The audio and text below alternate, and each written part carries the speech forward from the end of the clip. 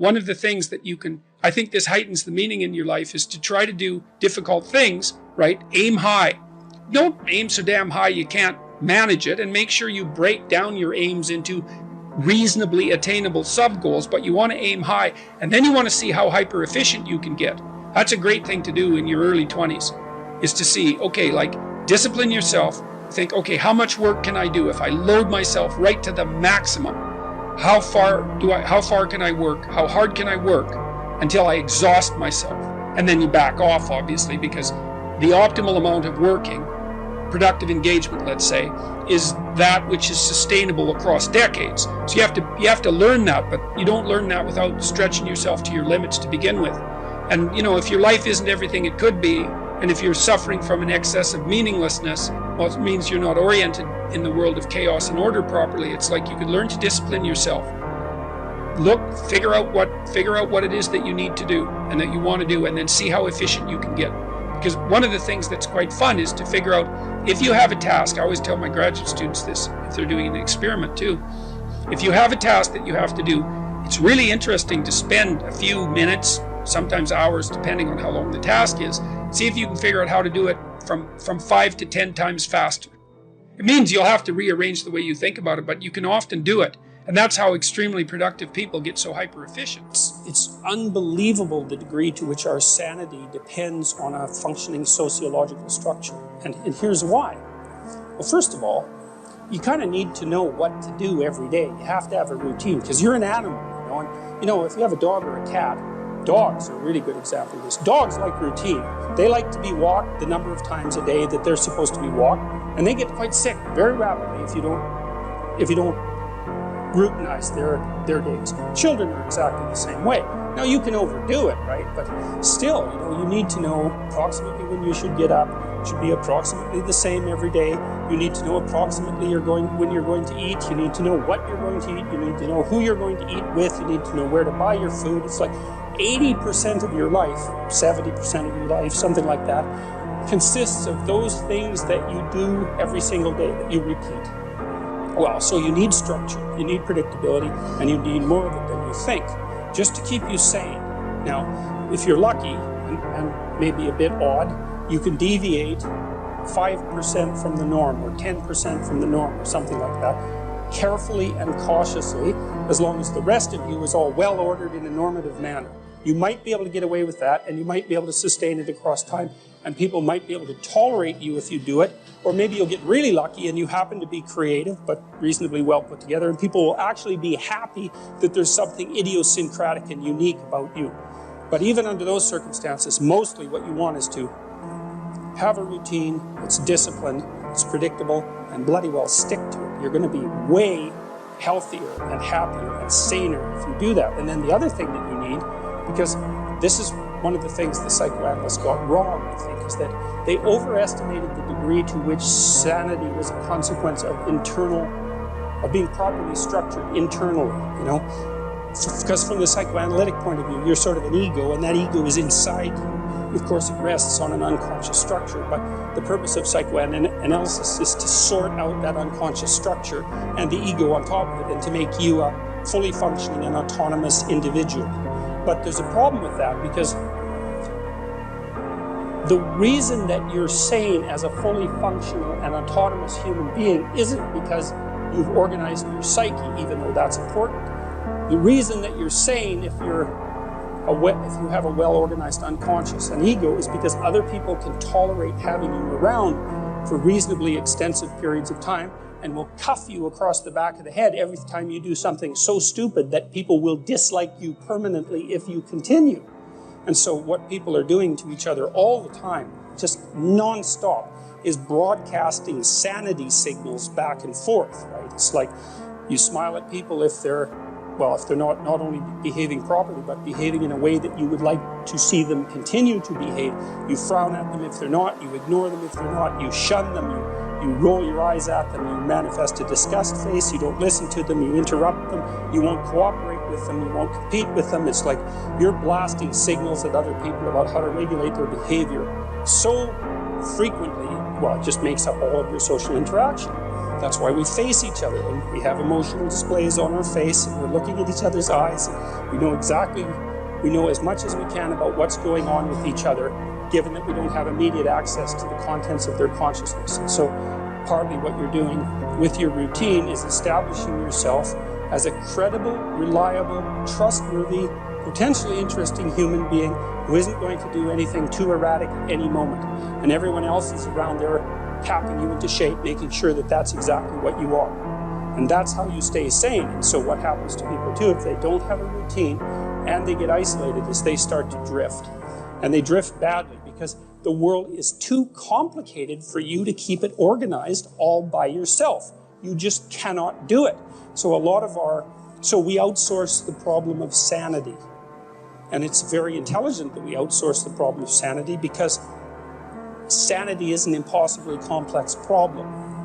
And so the way that we manage the incredibly complex problem is we have a very large number of brains working simultaneously on the problem all the time. You know, let's say I was dealing with a client, and maybe that was somebody who, say a man, 35 years old, he still lived at home. So he was too dependent. His room was a complete bloody catastrophe. And, you know, he's living like a bratty 13-year-old. And that gets pretty ugly by the time you're 35. You know, and he knew it, and I'm sure his mother knew it. Though obviously she put up with it, which was probably her mistake, at least in part. But maybe we decide, well, you know, let's start by cleaning your room. And so as a cognitive behavioral psychologist, you engage in a process called collaborative empiricism. And that's partly to solve the problem that you described as well. How do we know we set the right goal? Well, you say, well, go try it. Just watch yourself like you don't know who you are, and come back next week and we'll see how you did. And maybe, I remember this one client, he came back and he said, you know, I went and got the vacuum cleaner from the closet, which is something I really never done. And I put that vacuum cleaner in the doorway of my bedroom, crossways, so it blocked the doorway, and then I just walked over it for a whole week. And look, he was completely nonplussed at his own intransigence. And look what he did, eh? He was so resentful and so angry that he, instead of vacuuming his damn bedroom like he planned, he just stuck the vacuum in his own way and then martyred himself over it every day for a week. It's like, okay then, we're starting to get somewhere with the whole you living at home thing here. And so, well, that was too high a goal for him. And you say, well, how do you know that? It's like, well, he didn't do it, did he? So then what you do practically is you say, well, how about you bring that vacuum cleaner into your room this week, and that's your whole assignment. And just watch what happens when you bring it in. Watch the fantasies that flicker in the back of your mind as you live out your resentment at your therapist for daring to make you bring that vacuum across the threshold of your bedroom. And so if people catch those fantasies, whew, that's quite the bloody nightmare and quite the revelation to themselves, I can tell you, because you have to be one angry person to put a vacuum cleaner in your doorway and walk over it every day for a week.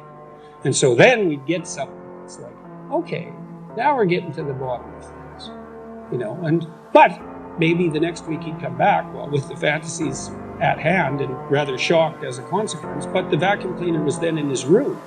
And so he broke the threshold there, you know, and then maybe we'd have to, maybe all he could do was sort out a drawer or half a drawer, something like that. So what you do is, you know, you pick a target that you think is probably reasonable and you can negotiate that with yourself. You cite a tired brain, foggy thinking, as the reason to stop answering questions or giving a talk. How do you combat this while working or writing daily? Well, I eat a big breakfast relatively soon on waking. That really helps. If any of you out there are anxious, and many of you no doubt are, there'll be a large number of you who are anxious and don't eat breakfast. And there'll be a whole bunch of you out there who think, well, I don't eat breakfast. It isn't necessary. It's like, that's wrong. It's necessary. You fasted all night. If you load yourself cognitively or physiologically in the morning, your brain, stressed, will encourage your body to produce insulin. It will take all the blood sugar out of your blood, and then you're done for the day. And then you'll be anxious. And a lot of the rest of you too, you'll find if you're anxious, try this. It's really, really interesting experiment. The next time you're anxious, go eat something. Eat some protein and fat would be best. You could have cheese and crackers. I'm not a big fan of carbohydrates, but whatever. Eat whatever you're willing to eat, but make it solid. Don't eat a peanut butter, or don't eat a chocolate bar or something sweet. Eat something substantial, a piece of meat, a piece of cheese, some peanut butter, something like that. And then wait 10 minutes and see if you're less anxious. And try that for like 2 weeks. Every time you get anxious, eat something. Because then you can find out if your anxiety is linked to low blood sugar. And it's very likely that it is, especially if you also get irritable and foggy in your thinking. And the best way to treat that, as far as I've been able to tell, and there's a decent literature on this, is to make sure that you eat a big breakfast. And you might say, well, I'm not hungry in the morning. It's like, who the hell cares if you're hungry? I didn't say enjoy your breakfast. I said eat it. That's not the same thing. There's lots of things that you need to do that you don't enjoy to begin with. You'll get hungry in 6 months and then you'll start to enjoy it. So that's a massive difference. I take small naps quite frequently. If I'm wiped out, I'll go have a nap for 10 minutes or 15 minutes. And then that helps quite a lot. I try to wake up on a fairly regular schedule. That's another thing I would really recommend for people whose lives are in disarray and who are anxious. Try to fix your wake time. Going when you sleep, that's not so important. So you can still, stay up late and have fun and all that. But getting up in the morning is really helpful. So, and you also have to figure out how much you can work or write. I can't write for more than about my sustainable maximum for writing is 3 hours a day. And if I push it past that, then, especially if I'm editing, I make mistakes when I'm editing, so that's counterproductive, and I can't sustain it across time. And so I don't really think you can do more than about 3 hours of extremely intense intellectual work a day. Although if you have a nap, you can stretch that, but I think at least I end up paying for it across time. So nap, make sure you eat, and make sure that you get enough sleep. So that's how I combat it and try to make myself hyper efficient.